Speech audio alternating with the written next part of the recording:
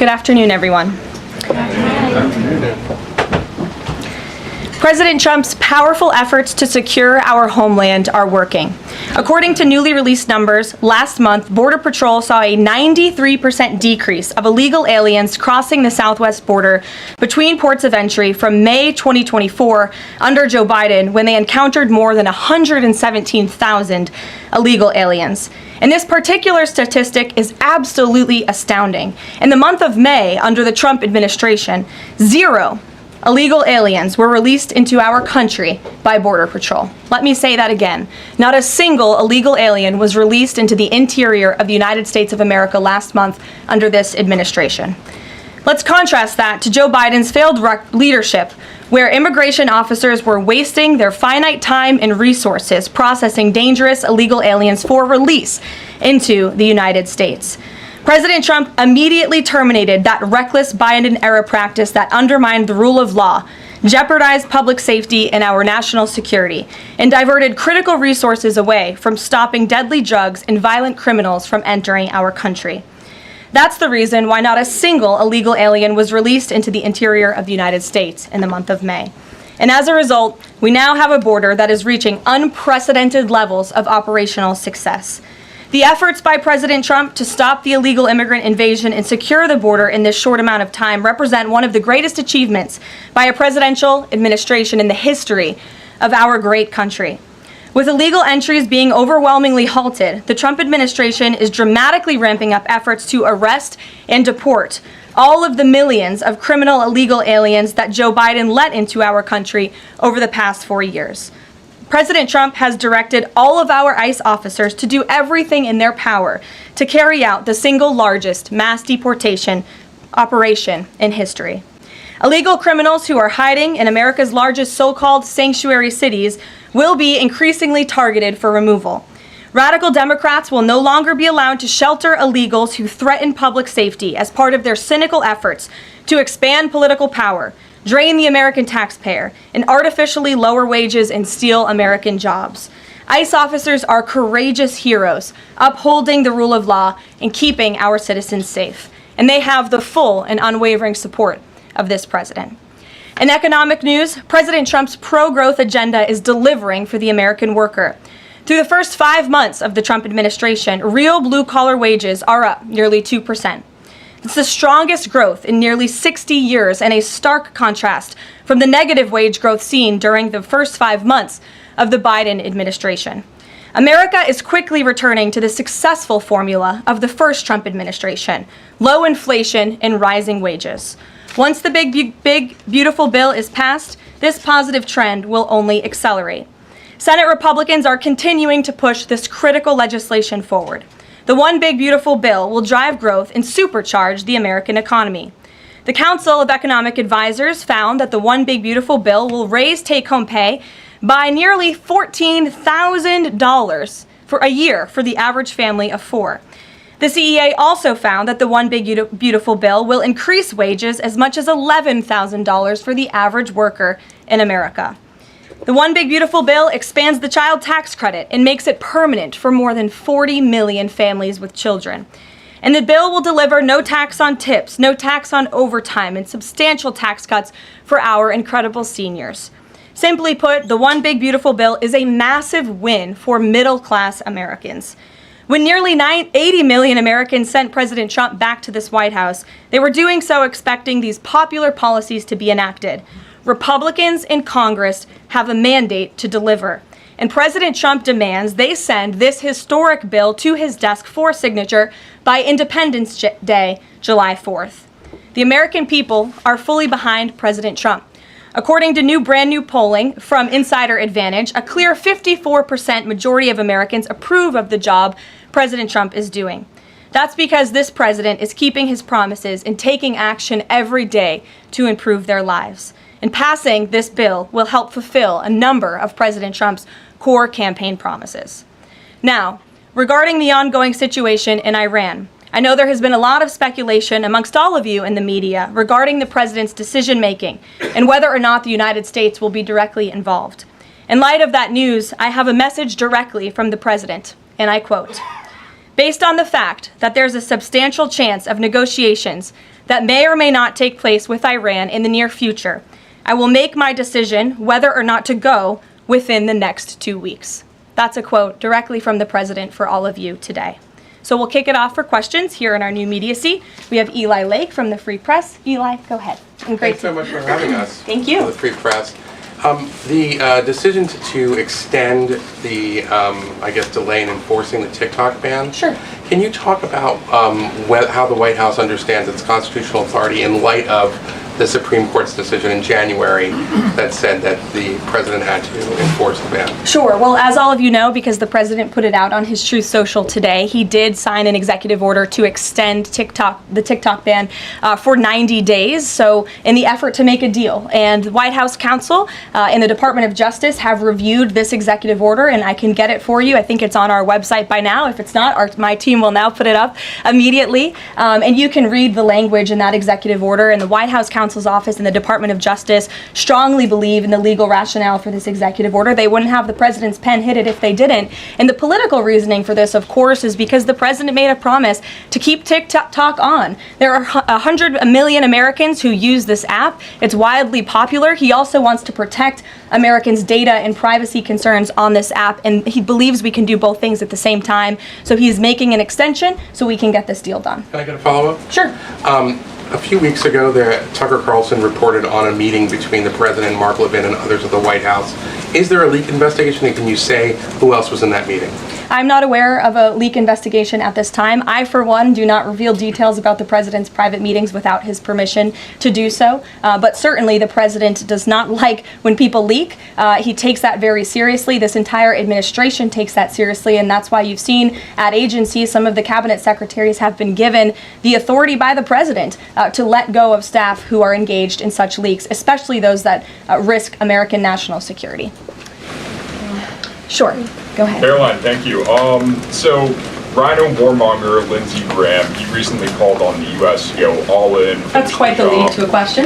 Right. What's your message to everyday Trump supporters? Not the Tucker Carlsons or other big names, but everyday Trump supporters, grassroots who voted for President Trump to stop the wars, rejected this in the primary, going into another war with voting against Nikki Haley. And they want to see non-U.S. involvement in this war. What's your message?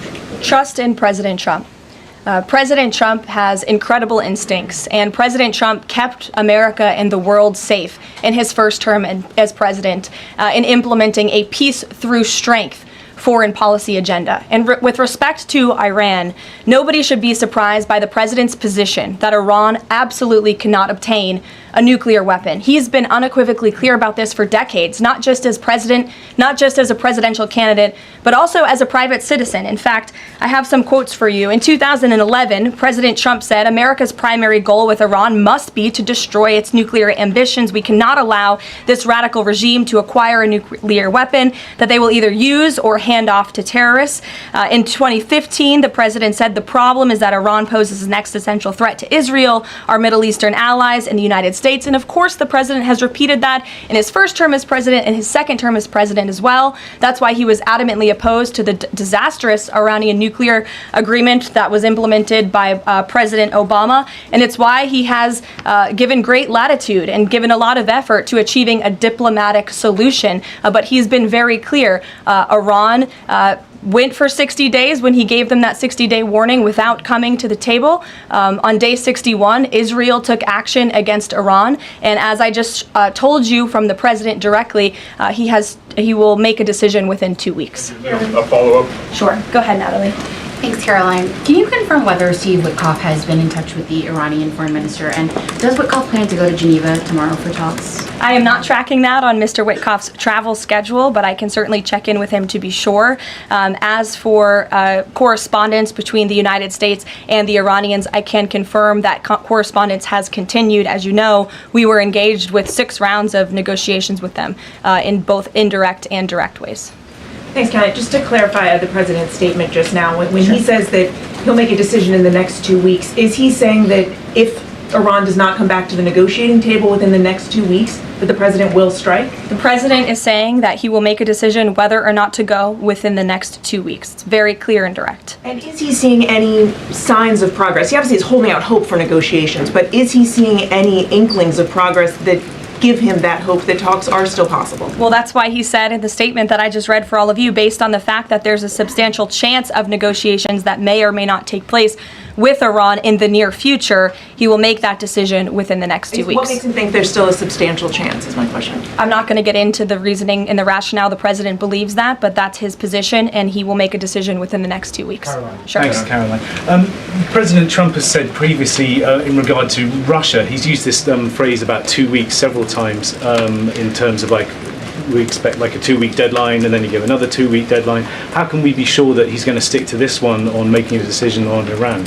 Well, in those deadlines, as you've seen in respect to Russia-Ukraine, might I add, these are two very different, complicated global conflicts, as you know, that the president inherited from our previous incompetent president in the weakness of the previous administration. And the president has spent a tremendous amount of time and effort cleaning up these crises that were caused by the last administration's just complete dereliction of duty on the world stage and American weakness. Now we have American strength again. With respect to Russia and Ukraine, because of that American strength and the president's leadership, we have seen these two sides engage in direct negotiations. And the last time the president said 2 weeks, you saw Russia and Ukraine have direct negotiations for the first time in years. And so the president is always interested in a diplomatic solution to the problems and the global conflicts in this world. Again, he is a peacemaker in chief. He is the peace through strength president.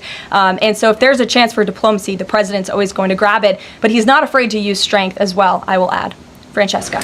Thanks, Caroline. What exactly would a deal with Iran need to entail?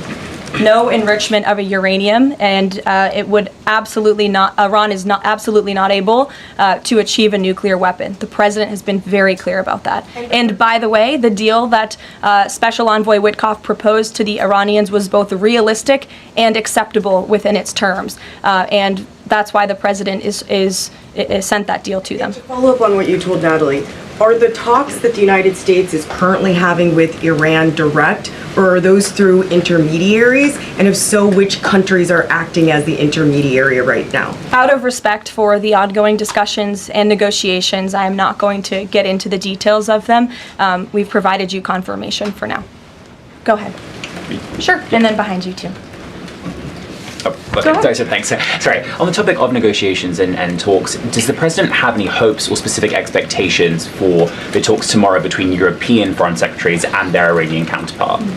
Well, certainly the entire world is on the president's side when it comes to the fact that Iran cannot obtain a nuclear weapon. This is something that pretty much all of humanity, except for the Iranian terrorist regime themselves, agree upon. And so the president expects that Europe will deliver that message directly to the Iranians.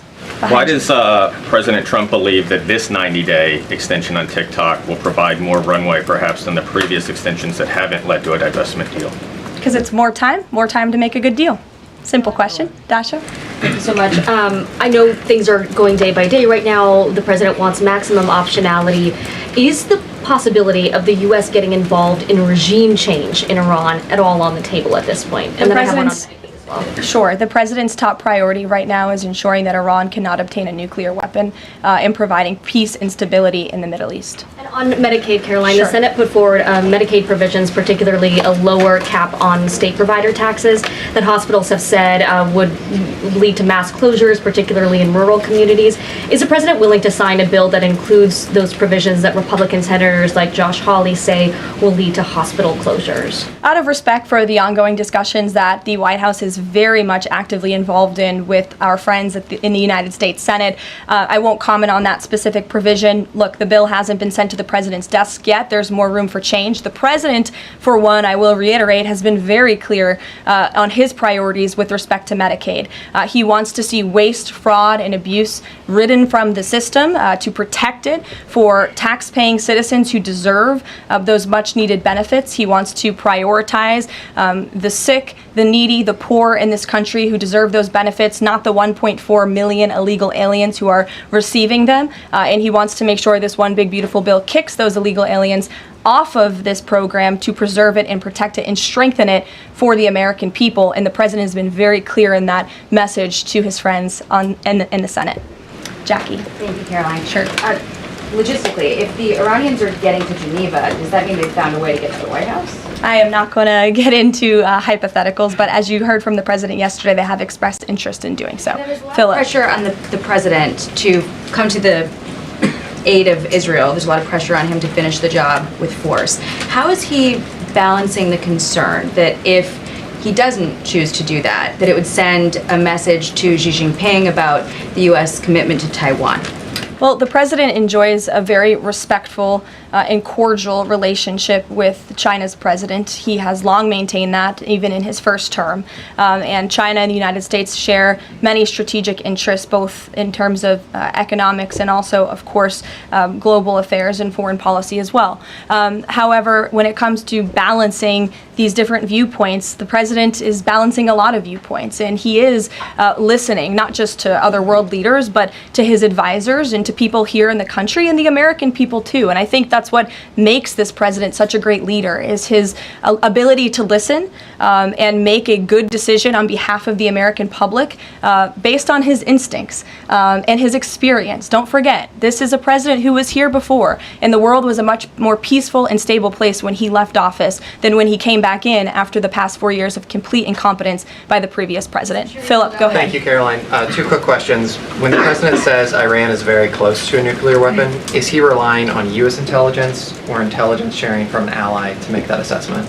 It is a fact, and the United States government maintains this fact, that Iran has never been closer to obtaining a nuclear weapon. And then if the U.S. were to take some type of military action, would the president go to Congress to seek war authority? I'm not going to engage in hypotheticals. I gave you the statement from the president. He'll make a decision within 2 weeks. Thank you, Caroline. Sure. Go ahead. Thanks, Caroline. Mary and then Elizabeth. Two questions, one on Iran and then the second on something Jasmine Crockett said this morning. So given that we know the Iranian government did order an operative to assassinate the president, is there concern that Iran might respond with non-traditional military ways to some kind of strike on Iran, such as another assassination attempt? And has the Department of Justice looked into this last attempt on the president's life? I believe Secret Service and the FBI have looked into the 2 assassination attempts that took place against the president, both of which were sad days in our nation's history. So I would defer you to the Department of Justice on where those investigations stand. But as for your question regarding Iranian retaliation, I'm not going to engage in hypotheticals again, but I can assure the American public and the world that this administration is prepared and ready to defend American interests and assets, not just in the region, but here on our homeland as well. Thank you. And then really quick on Jasmine Crockett, she said, I believe, that Trump supporters are mentally ill before calling for bipartisan support against the president. Can you respond to that, especially considering she's a rising star in the Democrat Party right now? She is a rising star. It's quite something to behold, actually. I hope that she continues to be a rising star for the Republican Party, at least. I think it's incredibly derogatory to accuse nearly 80 million Americans of mental illness. The last time I checked, Jasmine Crockett couldn't dream of winning such a majority of the public as President Trump did. And the America First movement, which President Trump has built, is filled of hardworking patriots, the forgotten men and women, business owners, law enforcement officers, nurses and teachers, and middle America, as we all know, from where you all grew up, outside of this beltway. That's who makes up this president's movement. And Jasmine Crockett should go to a Trump rally sometime and she can see it for herself. Jennifer. One on North Korea and one on China. On North Korea, they launched some rockets into the ocean today. What does the White House make of that? Do you read any meaning into that timing of that launch? And then on China, do you have any reaction to Xi Jinping's offer of intervening in Iran diplomatically? And are you seeing any signs that China would get involved militarily to support Iran? I don't believe we're seeing any signs of that at this moment in time. As for Xi Jinping's offer, I will leave it to the president to respond to that himself. As for your question about North Korea, we are monitoring the situation. The Trump administration is in close contact with our new South Korean counterparts as we work together to deter our adversaries and preserve a free and open Indo-Pacific. And no matter where, our adversaries and our allies alike know that President Trump will not tolerate threats against our interests on his watch, even as he works to resolve the wars that he inherited. Alex, go ahead, and then I'll come to you. Thank you. Is the president concerned about the economy if farms and hotels, et cetera, struggle to find workers? The president's always concerned about the economy. That's on his mind every day. He wakes up, he checks the markets, he checks wage growth. As I pointed out, it's a record high today for middle class and American workers. So the president's always wanting to ensure that we have a strong and robust economy for the American people and worker, and we do. As for the specific concerns regarding jobs, look, the president has made it very clear we need to remove public safety threats from the interior of our country, and that remains the focus and the priority of this administration when it comes to deportations, no matter where somebody works. If they're an illegal alien rapist or murderer that was allowed into this country in the past 4 years by this administration, the American people want those types of criminals to be deported from our country, and that's what the president is backing ICE to do. Thanks. There was an apparent skirmish between the Chinese and the Philippines in the South China Sea. Just curious if you had any reaction to that, and if the steps you're taking towards the Middle East right now are reducing your capacity to deal with that situation. I believe that happened as I was preparing and coming out here, so we'll get you a response to that. Certainly we have one, and our teams are always monitoring situations all around the globe. Okay, and then one more just on Iran. Just over the past 24 hours, we've seen some Israeli strikes on Natanz, Isfahan, and Kondab nuclear facilities. Is there any assessment just of how effective or what the result of those strikes will be? What I can share is that the IDF and Israel, I think, have exceeded a lot of people's expectations in their ability to really hinder Iran's nuclear facilities, but also they've taken out key people in the Iranian regime's leadership as well. So this is something, of course, we are monitoring and watching every day, and the president was just in an intelligence briefing. He continues to be briefed by his National Security Council, and he will throughout the duration of this war and conflict. And he also remains in constant communication with our Israeli counterparts, most notably Prime Minister Benjamin Netanyahu. Kristen. Thank you, Caroline. We have heard from a number of U.S. officials who say that Iran doesn't want to make a deal, that they are just stringing the United States along. What is to say that they are not going to continue to do so if we continue to give them extensions, now 2 weeks before 60 days? Look, Iran is in a very weak and vulnerable position because of the strikes and the attacks from Israel. And with respect to the president's statement, I shared that with all of you. And he has been very direct and clear. Iran can and should make a deal. We sent a deal to them that was practical, that was realistic, or they will face grave consequences. Why is Steve Witkoff not participating in the talks this week? I can ask Mr. Witkoff why he is not. Thanks, Caroline. Does the president object if Israel attempts its own operation against Fordo in the next 2 weeks?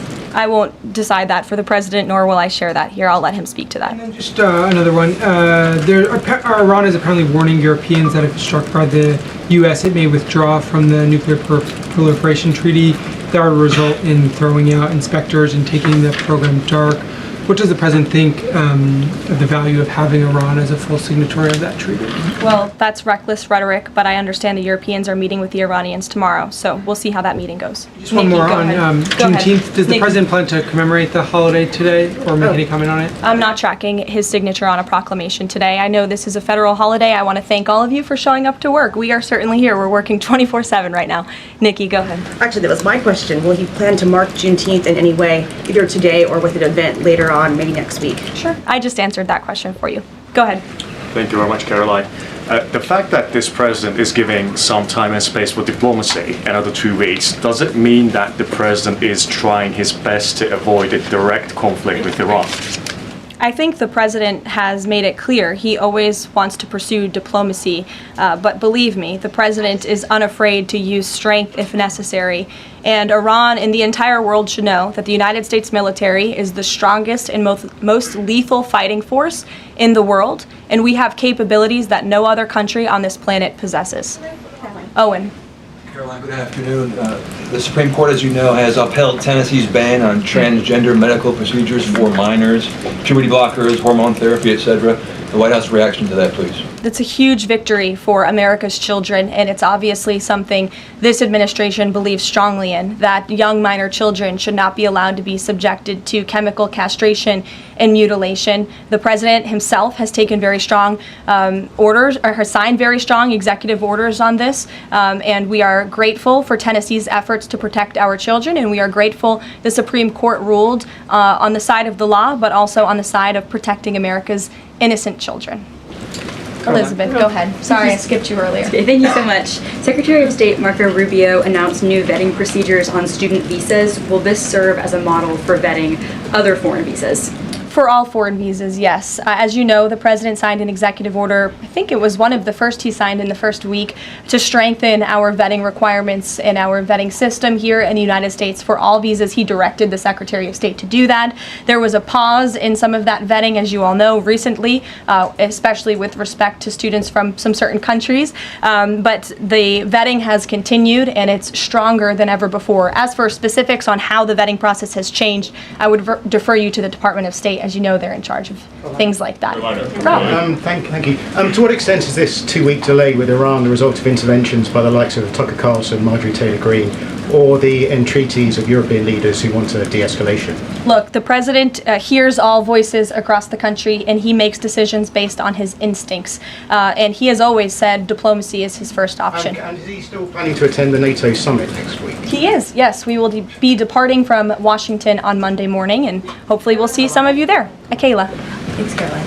Oil prices have been spiking over the last week. Is the president watching the oil market, and is that factoring into his decision-making in the Middle East? Again, as I said to, I think, Alex's question previously, the president is always watching, and this administration is doing more than any in history to bring oil prices and gas prices here at home down for the American public. They have been plummeting since President Trump's inauguration because of the executive action and the federal action this administration has taken on the home front. But yes, of course, he's paying attention and monitoring that. But as for whether it's weighing into his decision, there's a number of factors that, of course, are, and as I said, he will make that decision in the next 2 weeks. Can't reiterate that enough. Ouija. Caroline, thank you.